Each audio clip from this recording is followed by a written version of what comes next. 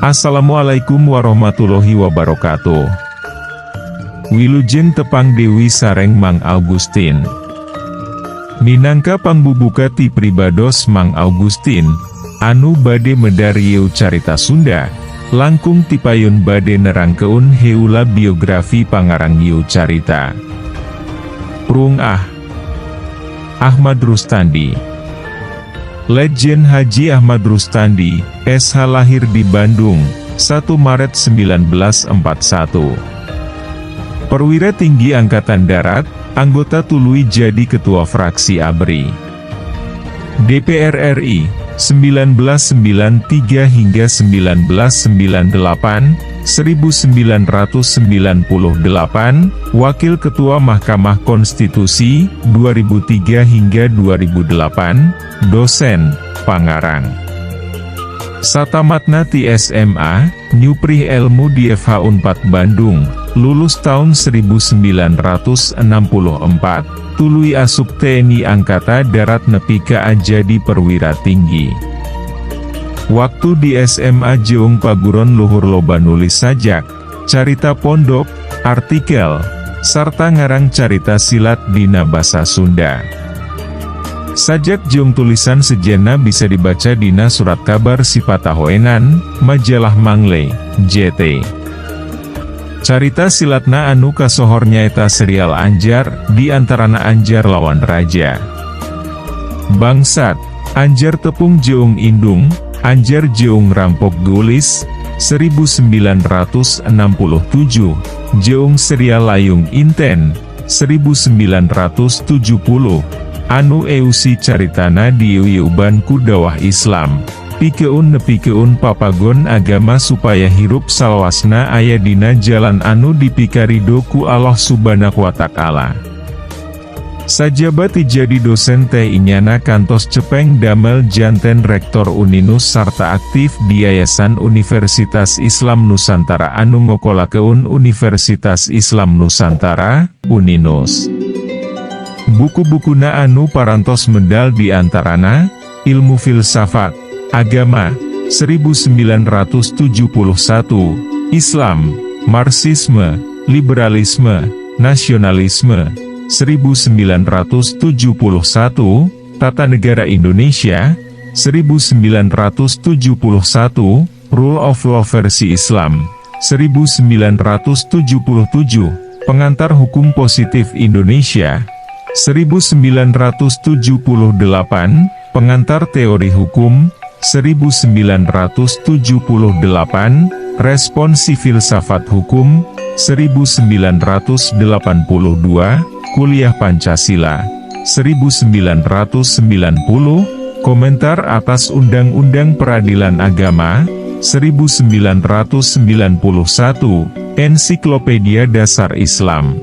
1993, jeng lain sajabana.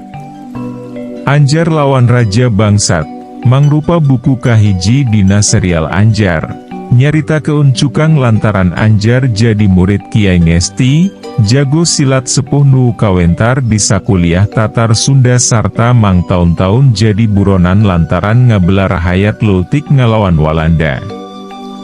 Anjar sorangan, nu basa amprok jeung Kiai Ngesti kakara umur 15 tahun, anak hiji-hijina tiranda sodagar nu kabeulit ku hutang urut salakina.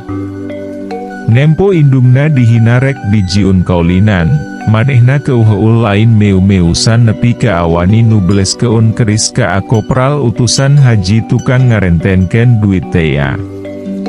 Anapun Raja Bangsat dina ieu buku nyaeta murid Kiai Ngesti manten anu asalna memang bangsat tapi ditulunganku Kiai Ngesti tur ngaku hayangeun babalik pikir, tapi sang geus meunang ilmu balik dewi kana kahirupan bangsat, malah sempet maok kitab pusaka kagungan Kiai sagala.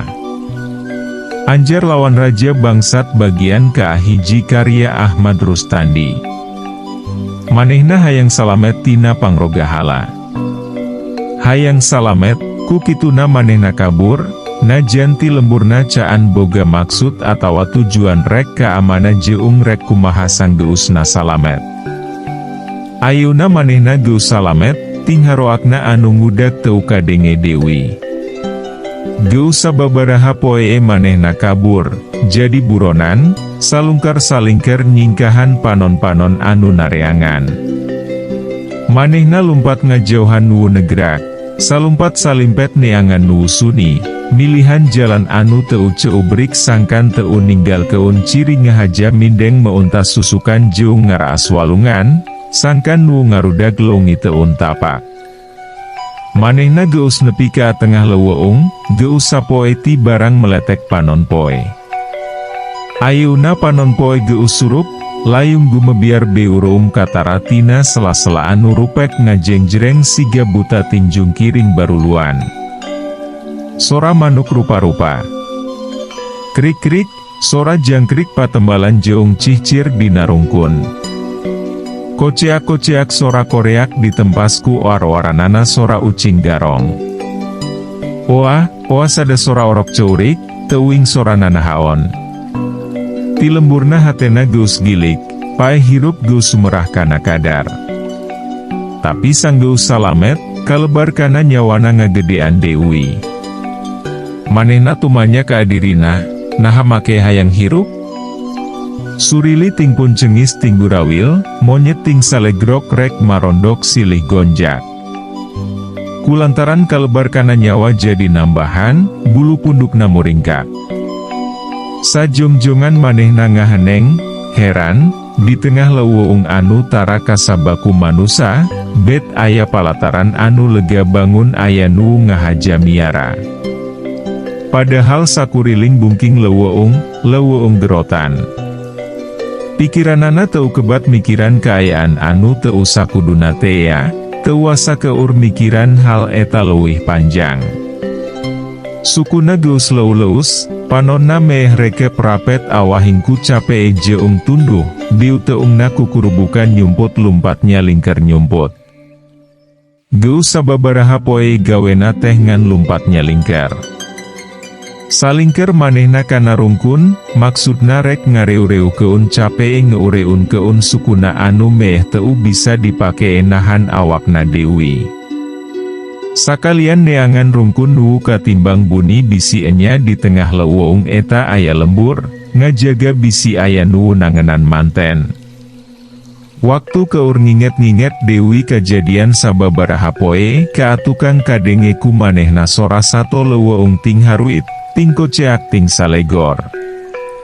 Anu matak muringkap bulu punduk maah, sora ucing garong anu aor-oran jeung sora nu eayan badi sada sora orok. Bismillahirrohmanirrohim, kadenge aya sora. Manehna rungah ringeuh, neangan, ulah kilik ti mana eta sora teh datangna. Sorana teu pati tarik, tapi tembres bersih nongtoreng asup kana ceuli, siga asupna cieun teh bari kana elak-elakan anu keur halap-hap, nyecep. Sorana henteu ngagrowok atawa moceak, kabeh kasilat. Sora teya diteruskeun ku, alhamdulillahirabbi alamin, arrohmanirrohim. Manehna rungah ringeuh, sora teh asa diukeut, malah asa nompo kana ceuli, tapi nepi ka tamat Al-Fatihah caan kapanggih saha anu ngucap keunana. Dikuriling ku panona, kaabeulah kaler, kulon, kidul, wetan, luhur, handap, weleh teu kapanggih. Surat Al-Fatihah geus tamat, ditemaku, watini, wazaituni, waturisinina. Nongtoreng eces asa nompo kana ceuli, datangna teh ti hareu peun manehna. Kira-kira 25 lengkah, ti luhur tangkal cau aya nu oyak-oyagan. Ari ditelek-teleknya tidinya sora teh datangna. Untung kacangan kulayung. Sidik aya nu keur nangtung dina luhur daun cau. Manehna heran pacampur jeung muringkak bulu punduk, reisa bulu-bulu narangtung. Tetela aya nu keur salat, ungket-ungkedan dina ponggol cau. Tetela keur salat, dadi lemburna geari salat teh kitu mimitina maca Al-Fatihah diteruskeun ku maca surat sejenna.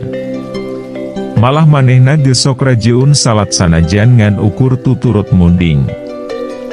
Teu aneh ari salat namaah, kitu deui surat Al-Fatihah jeung surat anu dibaca saterusna, manehna gemindeng ngadenge malahan ari kana Al-Fatihah maah geus katalar.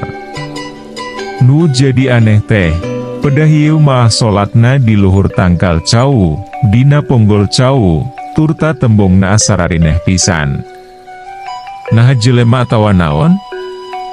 Rek disebut jelema piraku teu ragrag, dasa kuatna ge ponggol cau, boro-boro nahan jelema sagede kitu di beumbe uratan ku orok karek borojol gegeus tangtu kana rubuhna. Jeung deui anehna teh, di tengah leuweung geledegan kitu bet aya tangkal cau. Lain cau leuweung deui, tapi cau nu biasa dipelak di lemburna. Ngimpi kitu? Manehna ngegel curugna, nyeri, sidik lain ngimpi. Moal kitu kasarungka nagara jin? Puringkak, leketi sukuna anu geus meh taya tanagaan teh ngeleper. Hayang dehem dipegek. Ngambekan ge dientet-entet, ngahep-hep ngadedempes dina panyumputanana.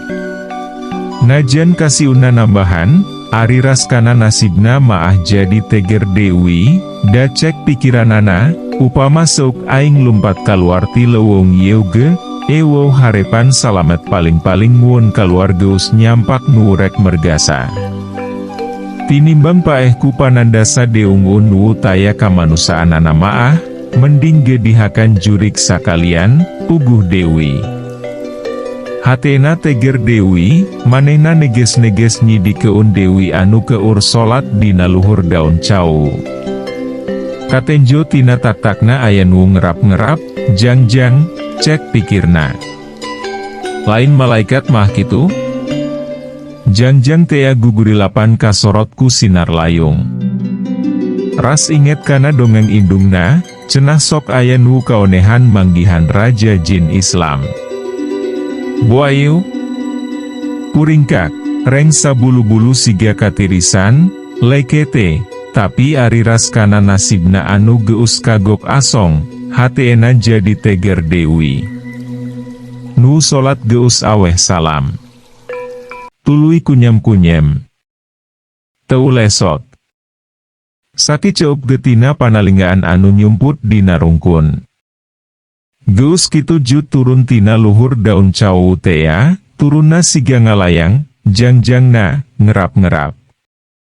Jelengkana tanuh anu lening siga meunang nyapuan. Teu kadenge ngageblik atawa ngaguprak, tapi siga kapuk ninggang jukut, teu kadenge sora satik-satik acan. Layung beureum geus meh surup rek kaganti ku layung bodas. Bentang, ngan hiji-hijina nyengcelak di beulah kulon. Nu nyumput nelek-nelek deui anu kakara turun. Si horeng lain jang-jang, tapi sorban. Kumisna geus bodas, janggotna oge bodas nepi kana dada. Panonna nyelok, tapi herang siga mata ulang. Deu ngeutna najan hideung tapi bersih. Papakeanana sagemblengna siga papakean haji. Puringka, sanajan sakumaha wanianana oge, keur nu resep keneh hirup mah tangtu bakal ngarasa seber, sieun, kokompodan. Atuda wanci kitu, di tengah leuweung luang liung dibarungku sorasa satoan leuweung anu teu puguh denge keuniunana, nenjo dedegan anu sarupa kitu, di sorban hejo, beung utna hideung panonna nyeklok, janggotna bodas ngambai nepi kana dadana. Nu di sorban teh kunyam-kunyem, tuluy dehem, pek nyoara, nu dina rungkun, kaluar. Sorana alon tapi eces jeung asa nu nyumput ngegebek satakar kebek. Rewas pacampur jeung heran. Nahanya nu disorban teh nitah ka manehna? Piraku ari geus, nangenan ti tadi maah? Piraku sabab, kahiji antara rungkun jeung tangkal cau pangsolatan teh anggangna aya kana 25 lengkahna. Kaduana eta nu disorban teh nilik kana dedeganana maah umurna geus leuwih ti 70 taun, jadi sapantes namun. Paninggalna geus ngurangan, turuk-turuk geus reup-reupan jeung kahalangan kurungkun anu sakitu rembetna, katambah tadi manehna teh datangna gekeketepan. Kaluar! Tong nyumput, siga nu boga dosa bae. Sidika aing, cok pikirna. Beuki muringkak, lantaran katinggal janggotna oyak-oyagan jeung paniu teupna seukeut nancep parat kana dadana. Kaluar! Nu nyumput hayang ngajawab, ngan awahingku kasima teu aya sora nu bisa kedal, biwirna rapet. Kaluar! Bedegong, nya. Sugan hayang dibaledok. Nu disorban metik buah launca anu memang jadi didinya. Nu nyumput beuki heran, tadi maah teu pati disidik-sidik, mana horeng bisa kuriling eta palataran teh rea tangkal unca, tangkal terong jeung turut sisina tangkal bubuahan, kayaning manggu, dukuh, cau jeung pisitan. Heu. Waktosna seep. Caak hanca. Urang simpen di handeuleum sieum paragi nyokot ninggal keun, enjing urang sampeur deui, hapunten palamitra kanggo nyumangetken sim kuring, Mang Augustin ngadongeng teh, nuhun keun di subscribe, di like sareng di share, manawi masih aya keneh nu resepeun kana dongeng, supados teu kakantun carios salajeungna. Mangga permios.